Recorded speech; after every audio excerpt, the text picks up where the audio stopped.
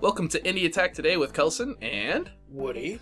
Today, with our Ludum Dare 30 week, we have another entry, and that is Juxtapose by Zilix.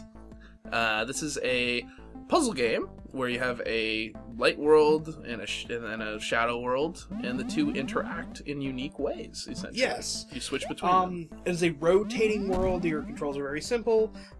You have orbs that are kind of like an energy source, and these orbs interact with various items in both worlds. However, you have a limited number of these orbs. They are kind of a precious resource, and you really need to kind of pick and choose where they are going to go, and you do not have enough orbs to do everything. Right. And kind of the gimmick of the game is that there is a whole slew of different endings, and getting sort of the different potential of each object in the world sort of counts as a different ending. Yeah. And the goal is to really get all of the endings and play over and over and over again and try to figure out the puzzle of how many endings are there and how you get them all. And it's really it's in that category of a game that, you know, each playthrough probably takes a few minutes. I wouldn't even say maybe 30 seconds to a minute. Once you have a goal of what you're doing. Right. You know, playthroughs can be short as, 20 seconds long. Yeah, and so...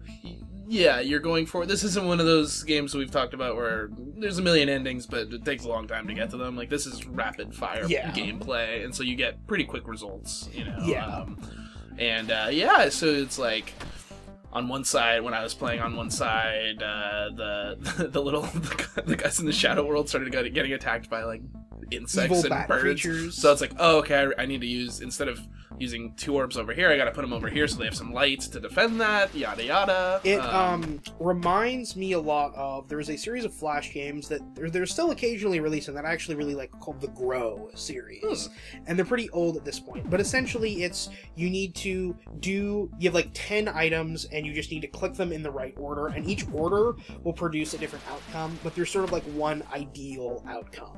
And there is an ideal outcome to this eventually, but you have to unlock all of the other endings first before you can get the ideal one. Yeah. And understand how everything works. And there's negative endings too, you know, like not your ideal, where sort of nothing works out. Yeah. In addition to, you know. And this is a Ludum Dare game, and it has a guide with it, so if you just want to get all of the endings and see all of them, that is an option as well. Yeah, but I would really think that this game in particular, really, it's easy to... I would say it's not that difficult to get all the endings in this. It's kind of, once you understand what you can interact with and how far you can take that interaction, you'll be knocking them out of the park. If you know how many endings there are, I think that's about all you need. That's helpful, yeah. But there's only so many things you can do. But yeah, it's cool. It's a cool little aesthetic. You're just, like, shadowy. I like the aesthetic. It's a neat little game. Like, I like a lot about other stuff out of it. I think seeing a larger concept based off of this would be cool. Like the rotating world, and maybe you have, maybe more of a level-based game like this, where every level is a different kind of rotating world, and you have different objects you interact with, and then those interact with each other depending on what you do. Right. So there's a lot of ways you could take it, and a lot of ways you could get bigger, and I hope they do something with that, maybe. Yeah, I agree. Yeah, it definitely felt like the first level of a bigger game, but in a complimentary way, where it's like, oh, this is a cool polish, like, cool aesthetic. Yeah, you could take this a lot of directions. Exactly, so recommend it. Check it out. Yeah, check it out. It's 10 minutes and you'll knock everything out of it. Yeah, so. It's artful, so check it out.